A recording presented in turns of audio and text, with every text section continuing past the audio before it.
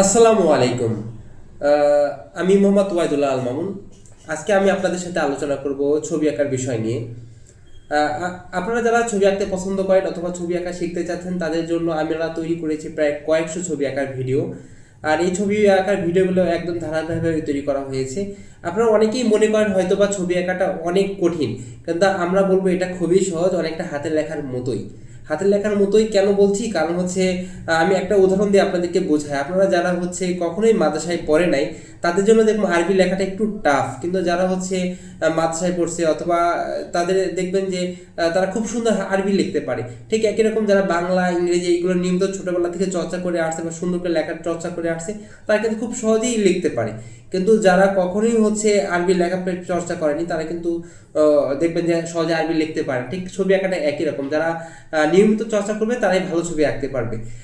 আমি এই কয়েকশো ভিডিও এমনভাবে সাজানো হয়েছে, একদম ধারাবাহিকভাবে সাজানো হয়েছে যাতে হচ্ছে যে কেউ এই ভিডিওগুলো দেখে খুব সহজে আঁকতে পারে। আপনারা যারা আমাকে চিনেন 2019 সাল থেকে আমি অনলাইনে ক্লাস নিয়ে থাকি, মূলত ছবি আঁকা পেন্টিং কোর্সগুলো করাইছি। আমি এই সম্পূর্ণ কোর্সটা আপনাদের জন্য এখন থেকে উন্মুক্ত করে দিচ্ছি। বলতে গেলে আমার অনলাইন ক্লাসটা চলবেই, ওইখানে হচ্ছে অনলাইন কোর্সে যারা হচ্ছে থাকবে তাদের হোমওয়ার্কগুলো আমি খুব সহজে দেখতে পারবো এবং কি তাদের ভুল ত্রুটিগুলো আমি ধরে দিতে পারবো। কিন্তু আমি আমার টিউটোরিয়ালগুলো, অধিকাংশ টিউটোরিয়াল যেগুলো আছে আমি আপনাদের জন্য উন্মুক্ত করে দেবো, যাতে আমি তো জানি এই আমার ছবি আঁকার যাত্রাটা বা শুরুটা অতটা সহজ ছিল, অনেক কঠিন ছিল। আমি যেখান থেকে যা পাইতাম তাই দেখার চেষ্টা করতাম এবং শেখার চেষ্টা করতাম। সেই জায়গা থেকে আমার কাছে মনে হয় যে আমরা এখন দেখা যাচ্ছে অনেক ইউটিউব চ্যানেল আছে, অনেক ফেসবুক পেজ আছে, তারা ধারাবাহিকতা রক্ষা করে না কীভাবে ছবি আঁকা শুরু করা উচিত। আর সেই জায়গা থেকে অনেকেই করে, আমি দেখেছি অনেকে অনেক ভালো ভালো ভিডিও দেয়। আমার কাছে মনে হয় যে আমারও সেই জায়গা থেকে করা উচিত এবং ছবি আঁকার এই ভিডিওগুলো আপনাদের সাথে শেয়ার করলে যারা একদম বিগিনার লেভেলে আছে অথবা যারা ভালো ছবি আঁকে বাট গাইডলাইন বা নিয়ম নীতিগুলো ফলো করে না তাদের জন্য এটা খুব উপকার দিবে। আমি নিজেও অনেক সময় ছবি আঁকার ক্ষেত্রে এই গাইডলাইন নিয়ম নীতিগুলো অতটা ফলো করতাম না, অজান্তেই অনেক ভালো ছবি আঁকতে পারতাম হয়তো বা। যে কোনো ছবি আঁকার ক্ষেত্রে গুরুত্বপূর্ণ কিছু টপিক আছে, যে কোনো হচ্ছে ড্রয়িং, তারপর যে perspective, light, shadow, view point, high level, এই জিনিসগুলো অত্যন্ত গুরুত্বপূর্ণ। যারা এই জিনিসগুলো অ্যাপ্লাই করে ছবি আঁকে তাদের ছবিগুলো রিয়েলিস্টিক হয়।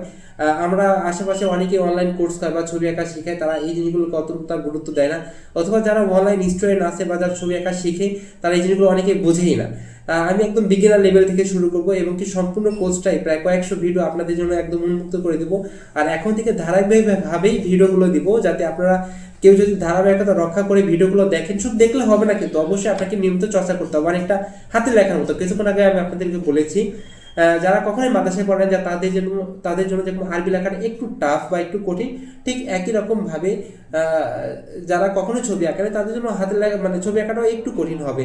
কিন্তু আপনি যদি এখন থেকেই শুরু করেন এবং কি ধারাবাহিকতা রক্ষা করেন এবং প্রত্যেক দিন প্রচুর এর পেছনে সময় দেন, তাহলে দেখবেন যে আপনি কিছুদিনের মধ্যে খুব ভালো ছবি আঁকতে পারবেন। আমি আপনাকে বলতে পারবো না যে আপনি 2-3 মাসের মধ্যে অনেক ভালো ছবি আঁকতে পারবেন, কারণ আমি নিজের কথাই যদি আমি বলি, আমি ঢাকা আর্ট কলেজে ভর্তি হওয়ার পরও আমার কাছে মনে হয় আমি প্রায় ঢাকা আর্ট কলেজে প্রায় 2-3 বছর সময় দেওয়ার পরে আমার ছবি আঁকা অনেক বেশি ডেভেলপ করছে। তা সেই জায়গা থেকে আমি বলবো যে আপনাদের এই ছবি আঁকা ডেভেলপ তখনই করবে আপনি এর পিছনে নিয়মিত যে ছবি আঁকেন, তাহলে আপনার প্রায় দীর্ঘ 1-2 বছর পরেই হচ্ছে আপনি অনেক ভালো ছবি আঁকতে পারবেন। আসলে 1-2 মাসে আমরা কথা দিয়ে আসলে কথা রাখতে পারি না, অনেকেই 1-2 মাসে শেখায় বা আমি নিজেও 3 মাসের কোর্স করাই। 3 মাসের এই কোর্সগুলোতে হচ্ছে আমি আপনাকে সম্পূর্ণ আউটপুট দিয়ে দিতে পারবো, যেহেতু আমি এর পিছনে দীর্ঘ প্রায় 10-15 বছরের উপরে সময় দিয়ে নিজের স্কিল অনেক ডেভেলপ করে ফেলছি। আমি আমার জায়গায় থেকে হয়তো আমি আপনাকে 3 মাসে দিয়ে দিতে পারতেছি, কিন্তু যারা অনলাইনে ছবি আঁকা শিখে তারা কিন্তু 3 মাসে এটা রিসিভ করতে পারবে বা ওটা দেখে কি শিখতে পারবে কিনা, এটা হচ্ছে মূল বিষয়। আমার কাছে যেটা মনে হয় যে আসলে 3 মাসে কখনোই কিন্তু এটা সম্ভব না, এটা দীর্ঘ সময় চর্চার ব্যাপার। এই জায়গা থেকে আমি আপনাদেরকে বলবো আপনারা নিয়মিত চর্চা করেন, তাহলেই ভালো ছবি আঁকতে পারবেন। এটা অনেকটা হাতে লেখার মতো। আর আমি যেহেতু কয়েকশো ভিডিও আপনাদের জন্য রেডি করে ফেলছি অলরেডি এবং ধারাবাহিকতা রক্ষা করতেছি, আপনারা যারা ধারাবাহিকভাবে ভিডিওগুলো দেখবেন তারা অনেক কিছু শিখতে পারবেন।